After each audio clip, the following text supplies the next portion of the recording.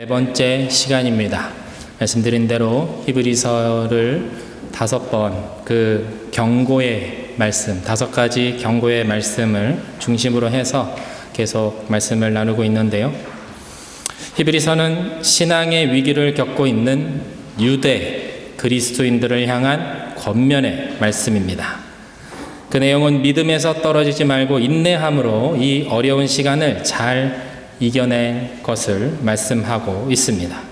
히브리서는 유대인들 중에 예수 그리스도를 하나님의 아들이요 구원자로 받아들인 사람들을 위한 말씀이기 때문에 유대인의 관습과 율법과 그리고 제사에 관해서 언급하지 않을 수가 없습니다.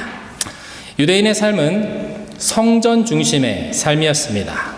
히브리인들에게 성전은 그 무엇과도 바꿀 수 없는 가장 가치 있는 것이었고 소중한 것이었습니다. 민족의 뿌리와 같은 것이 그들에겐 성전이었습니다. 예루살렘 성전은 모세가 만든 그 성막을 기초로 해서 다윗이 디자인하고 솔로몬이 완성한 것으로 하나님으로부터 선택받은 백성이라는 그 주요 증거가 되기 때문입니다. 그리고 그 성전의 중심에는 늘 제사가 있었습니다. 성전의 제단에서는 여전히 하나님께 드려지는 제사가 있었습니다. 그 제사를 통해서 이스라엘 백성들은 하나님께 예배했습니다. 그리고 죄사함을 받았고 영원한 하나님 나라를 꿈꿀 수가 있었습니다. 그런데 이 구약의 제사는 완전한 것이 아니다라고 히브리서는 말하고 있습니다. 유대인들로서는 받아들이기 힘든 말씀입니다. 왜냐하면 그들이 모세로부터 받은 이 제사와 성전, 율법과 같은 것들은 여전히 완벽한 하나님의 구원의 도구들이 된다고 그들은 믿었기 때문입니다. 그러나 히브리서는 이 모든 것들은 뒤에 오실 예수님을 염두에 두고 하나님께서 잠깐 우리에게 주신 것일 뿐 완전한 것은 아니었다라고 설명합니다. 히브리서 10장 1절에서 4절의 말씀인데요. 제가 읽겠습니다. 율법은 장차 올 좋은 것들의 그림자일 뿐이요 실체가 아니므로 해마다 반복해서 드리는 똑같은 희생 제사로서는 하나님께로 나오는 사람들을 완전하게 할 수 없습니다. 만일 완전하게 할 수 있었더라면 제사를 드리는 사람들이 한 번 깨끗하여진 뒤에는 더 이상 죄의식을 가지지 않을 것이고 따라서 제사 드리는 일을 중단하지 않았겠습니까? 그러나 제사에는 해마다 죄를 회상시키는 효력은 있습니다. 황소와 염소의 피가 죄를 없애줄 수는 없습니다. 여기서 말하는 장차 올 좋은 것들, 그것은 바로 예수 그리스도를 통해 이루어진 십자가의 완전한 구원을 의미합니다. 그 이전에 드려졌던 제사와 율법은 그림자에 불과했다라고 말합니다. 특별히 이스라엘의 모든 민족의 죄를 사하는 제사가 있었는데 그것은 1년에 한 번씩 드려져야 했습니다.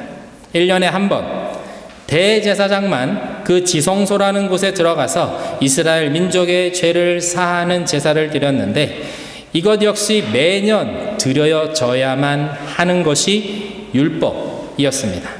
그래서 히브리서는 지금 말하고 있는 것입니다. 이 제사가 완전한 것이었다면 한 번 드려지는 것으로 끝나야 하는데 더는 죄의식을 느끼지 않고 그 안에서 자유할 수 있어야 하는데 그렇지 못했다라는 것입니다. 4절에서 황소와 염소의 피가 죄를 없애줄 수 없다는 말씀이 바로 그 말씀과 같습니다. 피 흘림이 없이 죄는 사해지지 않습니다. 죄에는 대가가 필요하기 때문이죠.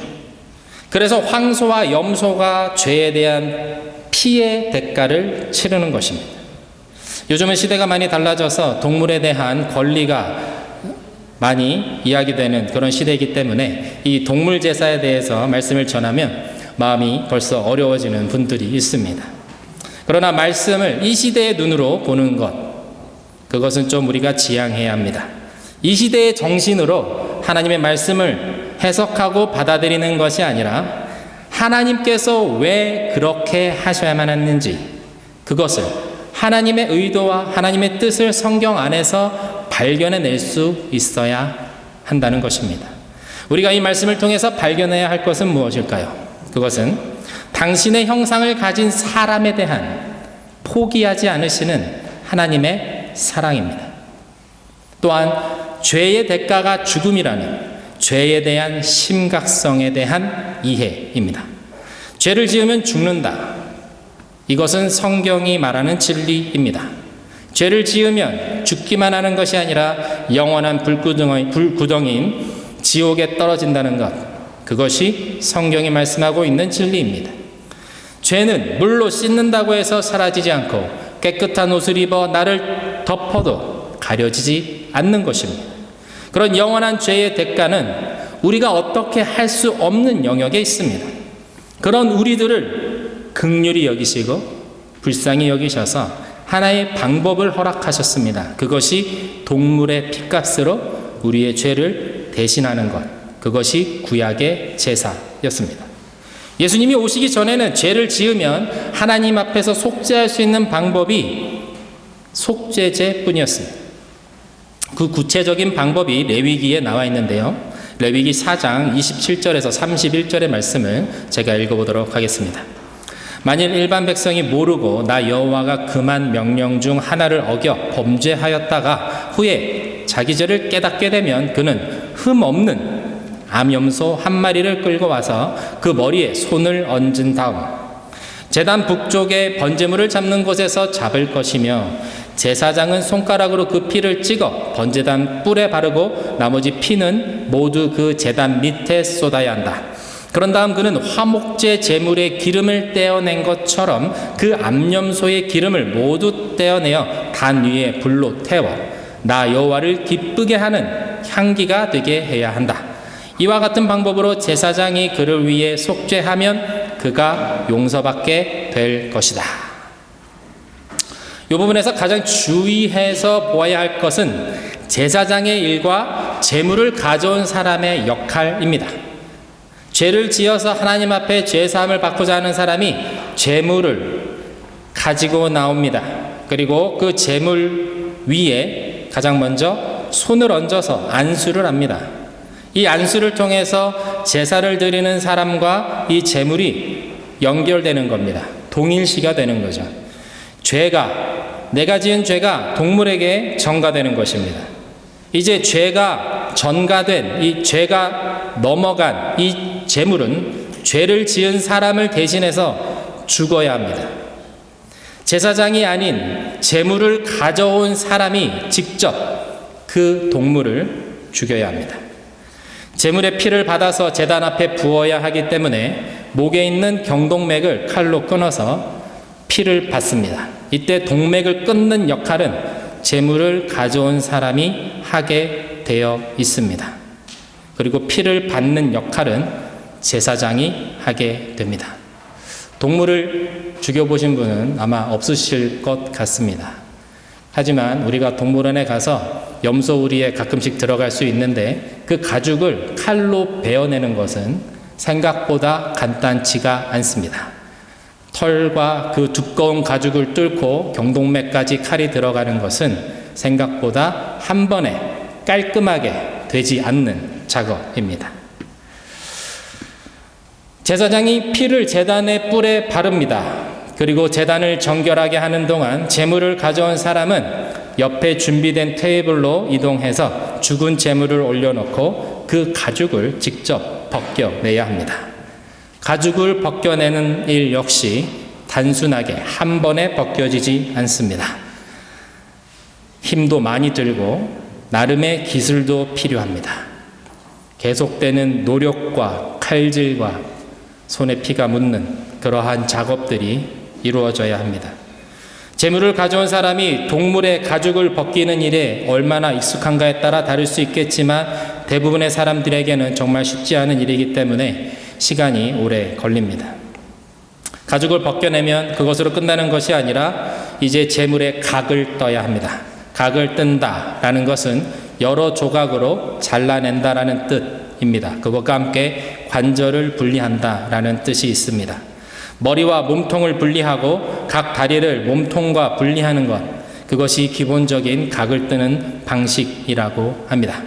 이 과정을 거치면서 제물을 드리러 나온 사람의 심정은 무엇일지 우리는 생각해 보아야 합니다. 죄가 얼마나 심각한 것인지, 그는 한 마리의 제물을 잡으면서 온몸으로, 냄새로, 촉감으로 깨닫게 될 것입니다. 다시는 율법을 범하지 말아야겠다. 내가 하나님 앞에서 정말 잘 살아야겠구나 라는 생각을 할 수밖에 없을 것입니다. 내 죄 때문에 이 무고한 양이, 내 죄 때문에 이 소가 이렇게 죽어야만 하고 피를 쏟아야 하는구나. 내가 이렇게 죽어야 하는데 내 죄값으로 인해 이 말 못하는 동물이 나 대신 이렇게 나의 죄를 지고 죽어가는구나 생각하게 될 것입니다. 그리고 마지막으로 기름을 모아서 그 제단에 올려 태우면 이 모든 속죄의 제사가 마쳐지게 됩니다. 그런데 여기서 한 가지 의문점이 우리가 생각할 수 있는 의문점이 있습니다. 바로 좀 전에 읽었던 레위기 4장 31절의 말씀인데요. 이 구절을 다시 한번 제가 읽겠습니다. 그런 다음 그는 화목제 제물의 기름을 떼어낸 것처럼 그 암염소의 기름을 모두 떼어내어 단 위에 불로 태워 나 여호와를 기쁘게 하는 향기가 되게 해야 한다. 이와 같은 방법으로 제사장이 그를 위해 속죄하면 그가 용서받게 될 것이다. 이 제물을 죽여서 태우는 연기가 여호와 하나님을 기쁘게 하는 향기가 된다고 되어 있습니다. 여러분 어떻게 생각하십니까? 하나님 참으로 잔인한 분이다, 그렇게 생각되지 않으십니까? 도대체 왜 불쌍한 동물을 잡아 그것을 태워야만 죄가 사해지는 것입니까? 더 나아가 그것을 태운 향기로 인해 하나님이 기뻐하신다라는 것, 그거 정말 이상한 거 아닙니까? 그런 하나님이 대체 무슨 사랑의 하나님입니까? 라고 우리는 감히 질문할 수 있는 것입니다. 그러나 하나님께서 이 향기를 기뻐하셔야만 하는 이유가 어디 있겠습니까? 속죄제를 허락하신 하나님의 의도가 거기에 담겨 있기 때문입니다. 한 사람의 죄가 사해졌습니다. 죄가 사해졌다라는 건 하나님과의 끊어졌던 관계가 회복됐다라는 것입니다. 죄를 지은 사람은 자신의 죄로부터 일말의 자유함을 느낍니다. 마음의 죄의식을 덜어냈습니다. 그것을 위하여 하나님 앞에 제사를 드리는지 모릅니다. 그렇지만 하나님께서는 이 속죄의 제사를 통해서 느끼시는 하나님의 감정은 무엇이냐면 잃어버린 자녀가 돌아온 것. 마치 죽은 줄로만 알았던 자식이 살아서 돌아와 내 눈앞에 나타난 것과 같은 정도의 기쁨, 그 정도의 기쁨입니다. 제물을 바치는 데 있어서 가장 중요한 점 중에 하나가 무엇입니까? 흠없는 제물이어야 한다는 것입니다. 가장 좋은, 가장 건강하고 가장 아름다운 제물, 동물을 하나님 앞에 올려드려야 된다는 것이죠. 왜요? 하나님은 그것을 등급을 매기시는 분이기 때문에 그렇습니까? 그렇지 않습니다. 그 이유는 제물을 드리는 사람이 제물에 안수하면서 제물과 제물을 드리는 사람 사이에 교환이 일어나기 때문이죠. 그것은 제물을 드리는 사람의 죄와 허물이 제물에게 전가되고 그 흠 없는 제물이 가지고 있는 그 흠 없음, 그 완전함, 그 순결함이 제물을 드리는 사람에게 전달되는 것입니다. 사람의 죄를 대신 지고 제물이 죽어 피를 흘리고 불태워질 때 흠없는 제물의 완전함은 제물을 하나님께 올려드린 사람의 것이 되어 하나님 앞에 죽지 않고 살아갈 수 있는 자격을 얻게 되는 것이죠. 다른 방법이 있을까요? 다른 방법은 없습니다. 죄의 대가는 죽음이고 유대인 사회에서의 방출입니다. 이 죽음을 이길 수 있는 것은 생명뿐이기 때문에 그 대가가 피값이기 때문에 이 피는 곧 생명을 의미하기 때문에 이 피 흘림만으로만 죄의 대가를 치를 수 있기 때문입니다. 그래서 히브리서는 예수 그리스도께서 제물이 되셨다라는 것, 우리를 위해서 예수 그리스도께서 죽으셨기 때문에 우리는 더 이상 이 피의 제사를 하지 않아도 된다라고 말하고 있는 것입니다. 주님께서 직접 제물이 되셔서 우리를 위해, 우리를 대신하여 피를 다 쏟으신 이유가 여기에 있다라는 것입니다.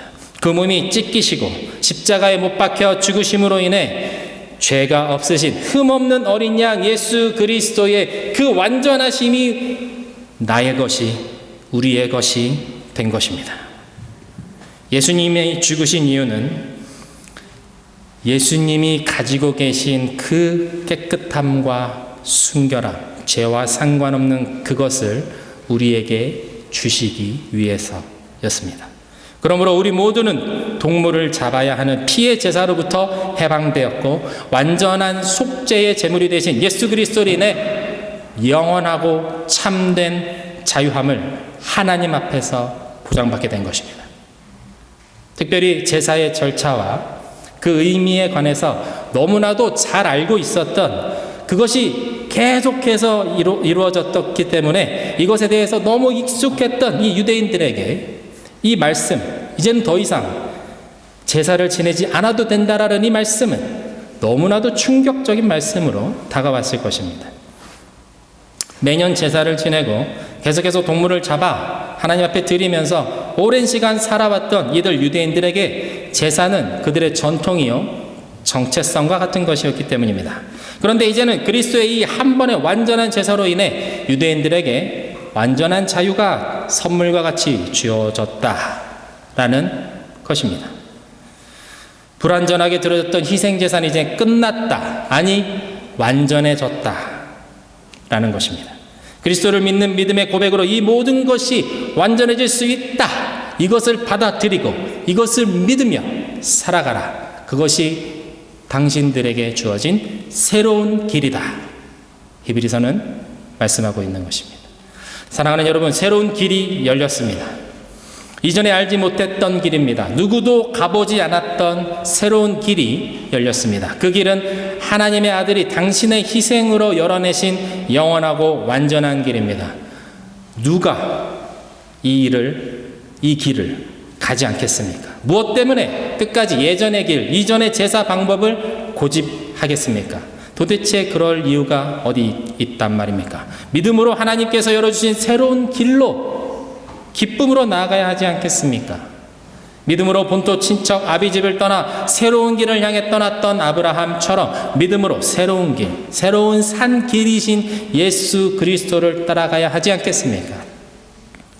그러한 길을 선택하시는 저 여러분이 다 되시길 주님의 이름으로 축원드립니다.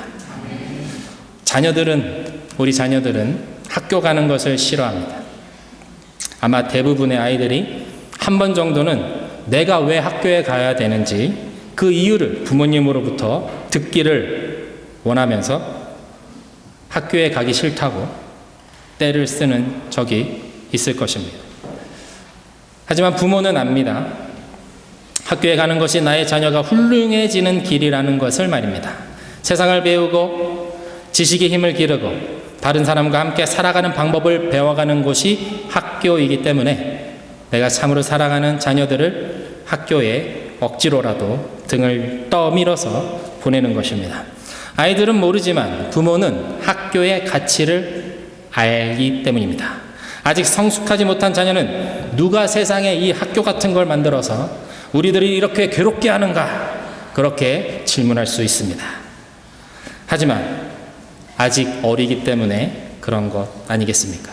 어른이 되면 학창시절은 정말 아름다운 기억으로 남습니다. 물론 어려운 때도 있고 힘든 시간도 있겠지만 그 모든 것이 졸업을 하고 결혼을 하고 나이가 들면 그저 아름다운 시절로 기억하게 되고 그렇게나마 지금의 나를 만드는 틀이 되어준 것에 대해 감사할 수 있는 것입니다. 신앙도 그렇습니다. 피의 제사를 요구하시는 하나님, 우리는 이해할 수 없습니다. 유대인이 아니기 때문에 우리는 더 이해하기가 쉽지가 않을 수 있습니다. 그렇지만 하나님을 알수록 예수님의 십자가의 의미가 수천 년 동안 반복해왔던 그 희생제사의 끝과 맞닿아 있다라는 것을 깊이 깨닫는 순간 우리를 향한 하나님의 진심 어린 사랑이 느껴지게 됩니다. 길이 없는 곳에 길을 내시는 하나님, 그분은 당신이 그 길을 가기 위해서 길을 내시는 분이 아니십니다. 우리를 위해서 손수 길을 내시는 분이 하나님이십니다. 방법이 없을 것만 같은 세상에서 방법이 있다, 말씀하시고, 내가 간섭하겠다 말씀하시고, 내가 도와주겠다 라고 말씀하시는 분이 우리의 하나님, 나의 하나님이십니다. 하나님은 우리에게 관심이 정말 많으십니다.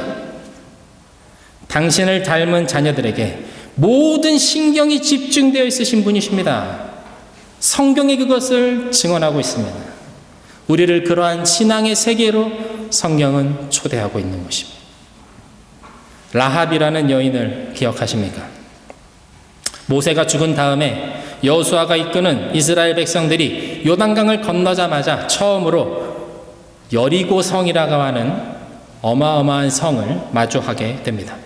여호수아는 성을 공략하기 위해 먼저 2명의 정탐꾼을 여리고성 안으로 보내게 됩니다. 하지만 이 소식은 금세 여리고 왕에게 전해졌습니다. 그리고 정탐꾼들을 발각될 위기에 처하게 됩니다. 이때 이들을 돕기로 한 사람이 기생 라합입니다.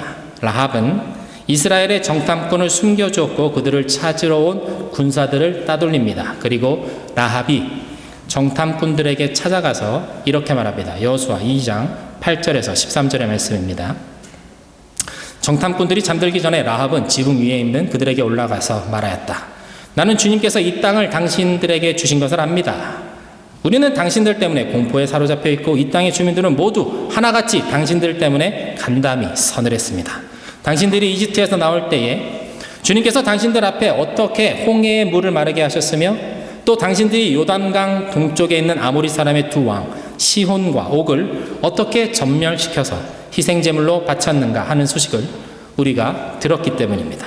우리는 그 말을 듣고 간담이 서늘했고 당신들 때문에 정신을 잃고 말았습니다.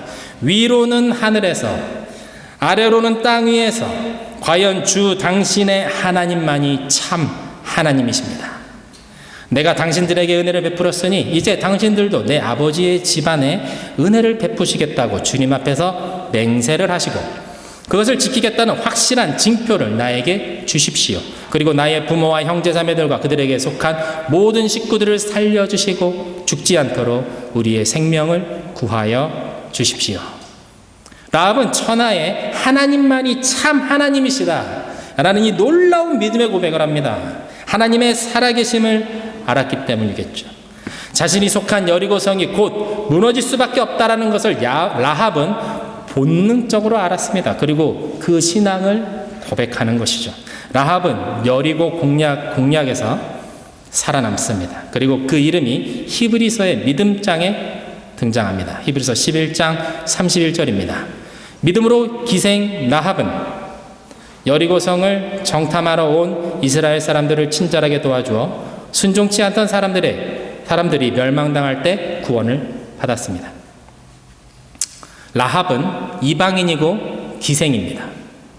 절대로 구원받을 수 없을 것만 같은 조건 아래에 있는 사람이었어요. 그러나 오직 여호와 하나님만을 참된 구원자이심을 믿음으로 이스라엘의 영탐꾼을 도와주고 그 입술로 이스라엘의 하나님을 찬양할 때 구원이 그 라합의 가정에 임하게 되었습니다. 더욱 놀라운 것은 이 여인의 이름이 마태복음 1장에 예수님의 족보에서 등장한다라는 점입니다. 이방인이며 기생이었던 라합의 존재가 오직 믿음으로 새롭게 열려진 길로 담대하게 나아감으로 그 존재가 완전히 달라지게 된 것이죠. 오늘 본문의 말씀을 한 번 더 읽고 말씀을 갈무리하도록 하겠습니다. 36절에서 39절의 말씀 저와 여러분 한 목소리로 한 번 더 읽도록 하겠습니다. 시작. 여러분이 하나님의 뜻을 행한 후에 하나님이 약속하신 것을 받으려면 인내가 필요합니다. 멀지 않아 그리스도께서 오실 것입니다. 그러나 의로운 사람은 믿음으로 살아야 합니다. 믿다가 뒤로 물러서면 하나님께서 기뻐하시지 않습니다. 우리는 뒤로 물러나 멸망할 사람들이 아니라 믿고 구원을 받을 사람들입니다. 36절과 38절의 말씀은 같은 말씀입니다. 하나님께서 약속하신 것을 받기 위해서는 인내가 필요하다. 그 인내는 곧 믿음이다. 믿음으로 인내하는 것이죠. 믿음으로 살아내는 것입니다. 믿음으로 산다라는 것의 의미를 깨닫는 저와 여러분 되시기를 주님의 이름으로 축원드립니다. 믿다가 뒤로 물러서는 자들 아니라 끝까지 믿음으로 나아갈 때 우리 앞에는 새로운 살 길을 열어주시는 그 하나님이 계심을 보게 됩니다. 이전의 길, 익숙한 길에서 벗어날 때 두렵습니다. 라합도 그랬겠죠. 그러나 여호와 하나님을 믿고 그 약속을 믿고 끝까지 나아갈 때 하나님께서 새로운 살 길을, 그 살 길, 새로운 생명의 길을 열어주셨습니다. 그 존재가 완전히 달라지는 은혜를 누리게 하셨습니다. 감히 꿈꿀 수 없는 예수님의 족보에 이름이 올라가는 그 영광의 자리로 라합을 이끄셨습니다. 오직 의인은 믿음으로 말미암아 살리라. 오직 의인은 믿음으로 말미암아 살리라. 예수 그리스도를 믿는 믿음으로 살아가는 저와 여러분 되시길 주님의 이름으로 축원드립니다.